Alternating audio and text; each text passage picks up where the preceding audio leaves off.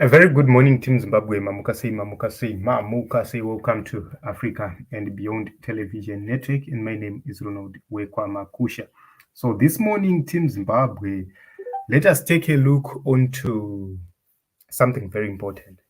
We need to explore what is ZANU PF after? What do they need from Nelson Chamisa? It's answered here, right onto this tweet. Dara Blessed Mhlanga said something very important, but something I never expected to hear from him. But it never surprised me because of late he has been tweeting in the same direction with his boss, Trevor Ncube, with Dedu Hope and other people who have been advocating for the third way. He says, I think Nelson Chamisa should accept this deal, not because he is weak, but because it's not about him, but the people he represents. The Triple C Zimbabwe goes to Congress. You have to lose to win. I'm going to explain this kind of people. There are people who will say, come to you and clap hands for you. They're not clapping hands for you because they like you or they support you. They are clapping hands so that they find themselves around you. So that when they give you their own opinion, you will say, these were my comrades in the past few days, in the past few years, in the past few months. So I will need to consider their advice. This is the problem we have seen in the opposition. There are people who come, they surround you, they clap hands for you, they say all sorts of things for you, and the regime will respond through arrest. They will be arrested, they will be given bail, and it ends just like that. But the same people who have an agenda, their agenda will be to mislead you. Here, Dara Blessed Mhlanga is actually misleading Nelson Chamisa. I'm going to explain. Triple C ran the campaign on a very, very, very slim budget, a very stringent budget. Who funded Triple C?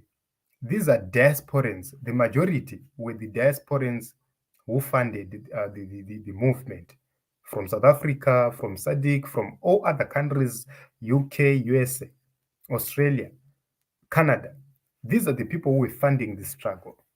These are the people who were funding candidates. So whatever happened, even if you go to the agents were paid through these diasporans who contributed towards the payment of agents. So what does it mean? Go to 2018 election. There was no crowdfunding. Why? The MDC had its own money. It got its own share. It was getting its own share of money throughout. So it was well oiled, it was well financed, it had its own assets, they had cars, they had offices, they had everything. The systems were in place. But this time around, Triple C does have nothing. Everything is being funded by people. Then somebody comes and say, you have to hold a Congress. My question is, who is going to fund that Congress? Where is the money for the Congress coming from? That is a very important question. Because if you couldn't take money to fund the campaign so that we counter ZANU PF, which was well oiled and had the state machinery on its side, if you couldn't put money into the election, only to put money into the Congress, then you have a problem, a psychological problem. You are mad. If President Nelson Chamisa agrees to this, to say, let's fund this Congress, let's have Congress and it will be funded, then personally, I will have to question him, because you cannot fail to properly mobilize for the funding of Triple C, then mobilize for the funding of a Congress. These journalists are wrong. They failed to mobilize for Triple C financially. Now they are mobilizing for Triple C to go to a Congress. Okay, let us put aside the issue of financing, the timing. Why should we go to Congress right now? Because there is an issue. Triple C is saying this election was stolen. The result which was announced is not truthful. Then somebody comes and say, go to Congress.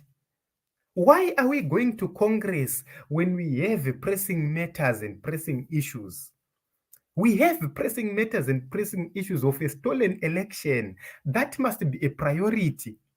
Yes, there is no house without its own troubles and squabbles. Why can't those troubles and squabbles wait up until the battle ends? Then we say, okay, guys, we have issues which were not resolved. Can we deal with A, B, C, D? Can we go to Congress so that the party will have its structures, we have its leadership, because the party will have to survive while the government survive. So those are the things which can be done after Triple C has attained power. Where are we rushing? Why are we rushing to achieve what? The answer is there are people who want positions, but they have realized that they cannot form a third way as they perceived. They will not form it and win. So they want to force themselves onto Nelson Chamisa by hook or crook. Nelson Chamisa is under attack right now. They are trying to find themselves within Triple C by all means possible. So this is a matter of forcing yourself kuti uchida usingadi ndipe chigaro chete, uchida usingadi recognize me as a leader. But it doesn't work like that. It doesn't work like that. I believe that Triple C was supposed to be building itself through, because remember, vana vagara vane popularity.